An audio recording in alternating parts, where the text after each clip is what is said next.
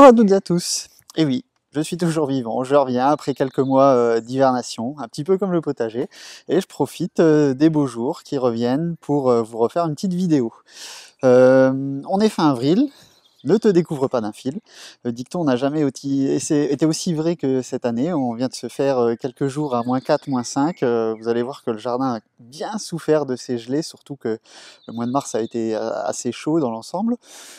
Donc, assez de blabla, je vais prendre la caméra et je vais vous emmener avec moi dans le jardin pour vous faire le petit tour mensuel du jardin.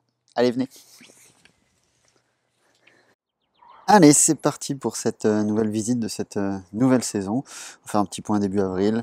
Donc, on va commencer par ce massif qui a un petit peu évolué quand même.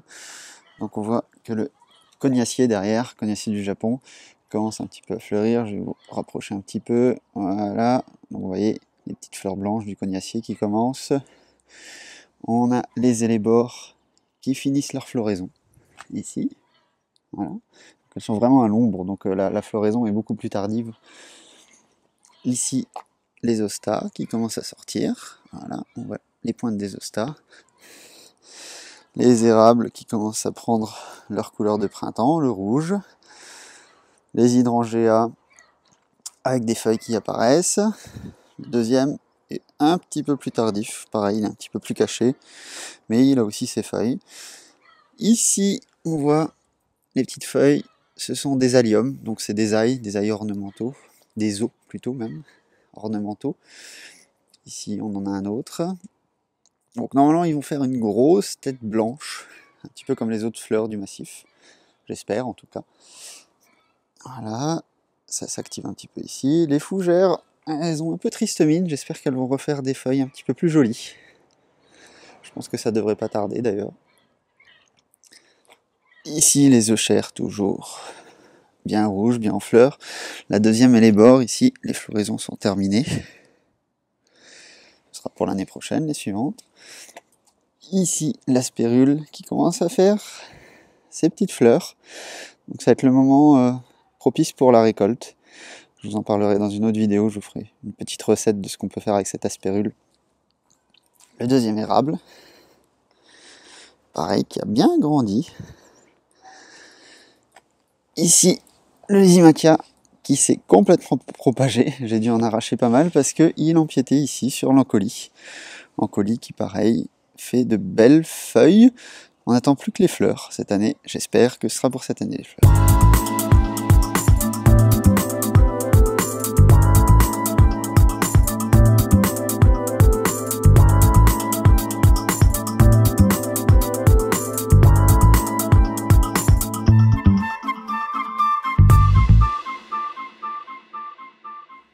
Au fond du jardin, un petit nouveau, pas vraiment nouveau, l'hôtel à insectes qui est en cours de fabrication depuis quasiment 1 an et demi. Je l'ai enfin installé, il manque encore quelques petits emplacements, je vais remplir ça au fur et à mesure. On a la fin de floraison des jacinthes, des narcisses, non plus, des jonquilles, voilà c'est ça, les jonquilles blanches, et des tulipes, tout en blanc. Ici on n'a que du blanc. J'avais laissé les feuilles des glycines. Voilà, les glycines qui commencent à fleurir. Je les avais laissées au sol. Donc ça fait un espèce de sous-bois. Et qui dit sous-bois, fin avril, début mai, dit muguet. Voilà, donc on voit des petites clochettes de muguet qui commencent à arriver. Donc il devrait y avoir du muguet pour le 1er mai. Derrière de la consoude qui sort, on a les feuilles qui commencent à arriver. Et pour une fois, première année que ça fonctionne, bon en même temps ça fait que 2 ans que j'essaye, de l'ail des ours, donc une première fleur d'ail des ours qui sort.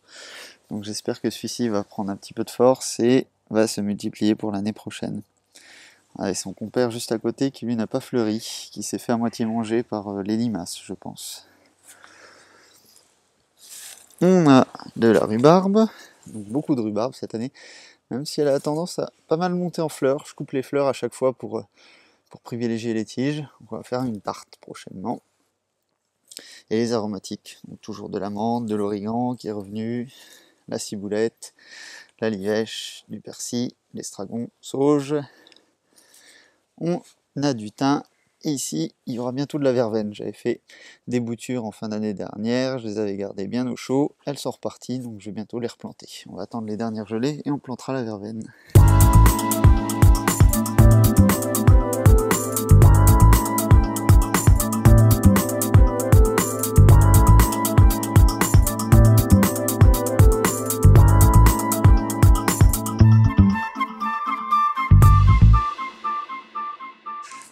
Dans le potager, l'activité reprend gentiment. Donc on va commencer par les premiers qui sont plantés. Ici on a du chou-fleur, on a du brocoli, on a du chou kale encore, qui date de fin d'année dernière. On a les premières salades que j'ai repiquées, des betteraves qui sont sorties. Quoi d'autre? On a de la moutarde japonaise.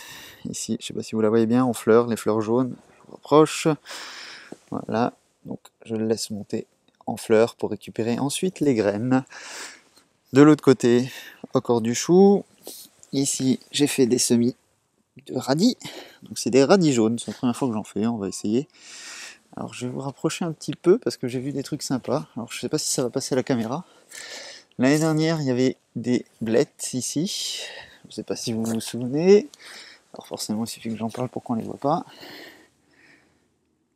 Mais là, voilà. Ici, vous les voyez normalement. En fait, à travers le pays, il y a eu des semis spontanés de blettes. Et encore plus rigolo, ici, voilà, il y avait aussi des salades qui sont montées en graines. Et on a des semis spontanés de laitue. Ici, de la laitue. Ah, bah ici, on la voit mieux. De la blette, ici. Donc voilà, sans rien faire, juste en laissant monter en graines, on a des semis spontanés qui se font. Ici, un petit tunnel fait maison. Je vais essayer de l'ouvrir sans mettre d'eau partout. Donc il me sert actuellement de pépinière. Oups, c'est difficile à une main. Hein. Je vais essayer de vous faire une mise au point. Voilà. Donc on a du chou kale qui monte en graines aussi. Donc le but récolter les graines. On a des semis de chou rave, des semis de poireaux. On a des radis. Là j'en ai déjà récolté pas mal. La verveine ici dont je vous parlais. On a des semis de laitue aussi, un petit peu au milieu là aussi, on en a encore, donc un petit peu partout. Donc c'est les semis en pépinière qui me serviront à repiquer au jardin. Et les deux derniers potagers qui sont pas utilisés pour l'instant, toujours sous un épais paillis, paille, feuilles, herbes, qui attendent les plantations sûrement de tomates un petit peu plus tard. Juste regarder sous le paillis pour vous convaincre l'utilité du paillis. Si vous regardez la terre en dessous, voilà, donc c'est vraiment facile à travailler, sans outils, je rentre la main comme ça dedans. Et de la belle terre, bien fertile. Donc là, on a vraiment la vie du sol qui a fait le boulot à ma place. Il n'y a plus rien à faire si ce n'est à planter là-dedans. Voilà, on referme bien, on reprotège bien.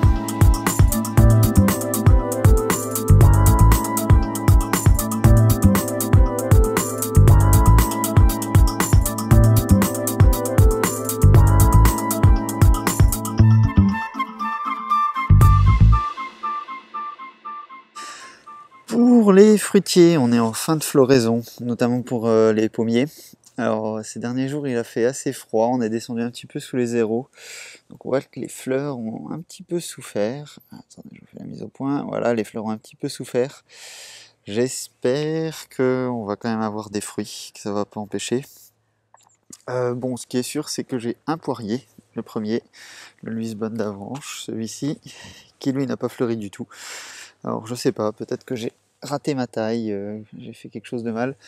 Donc celui-ci, pas de fleurs du tout, donc là c'est sûr on n'aura pas de poire. Par contre les autres ont tous fleuri, donc j'espère avoir des fruits. Au pied, je vais vous montrer ici, j'ai planté de l'ail un petit peu partout. Donc l'ail a des vertus fongicides, donc j'avais tendance à avoir de la rouille sur les poiriers. L'année dernière j'ai planté de l'ail au pied. J'ai pas eu ou très peu de rouille, donc je sais pas si c'était grâce à l'ail ou pas, toujours est-il que j'ai retenté l'expérience cette année. Ça coûte rien d'essayer.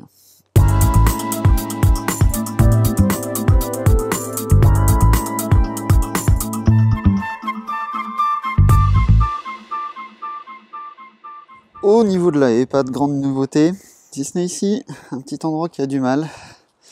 Le camélia, ne s'est jamais vraiment remis de sa plantation, il n'a pas fleuri, il est mal en point. Si vous êtes expert en camélia et que vous pouvez me donner un petit diagnostic de ce qui se passe sur ce camélia, je suis preneur. Donc ça laisse un petit trou ici, je vais peut-être enlever ces deux-là et mettre un noisetier à la place. Ça me va très bien de mettre un noisetier. Dites-moi ce que vous en pensez, dans les commentaires d'ailleurs, si vous avez un avis là-dessus. Pour le reste, les feuilles reviennent. Ça a quand même pas mal grandi depuis que je les ai plantées tout au début.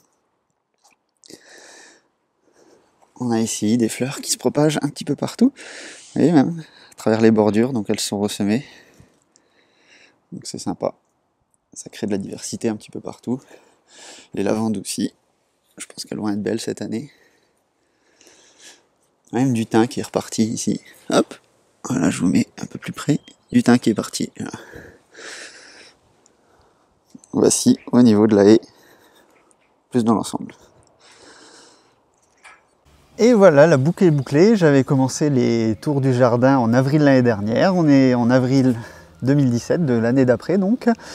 Je ne sais pas si je vais continuer toute cette année à vous faire des tours du jardin. J'ai un petit peu peur de tourner en rond, de raconter un petit peu tout le temps la même chose. Si vous n'êtes pas de cet avis-là, n'hésitez pas, laissez un petit commentaire en bas, dites-moi ce que vous en pensez, si je dois continuer ou pas. Si la vidéo vous a plu, n'hésitez pas non plus à la partager avec vos amis, à mettre un petit pouce, ça fait toujours plaisir. Et puis je vous dis à bientôt autour du potager. Salut!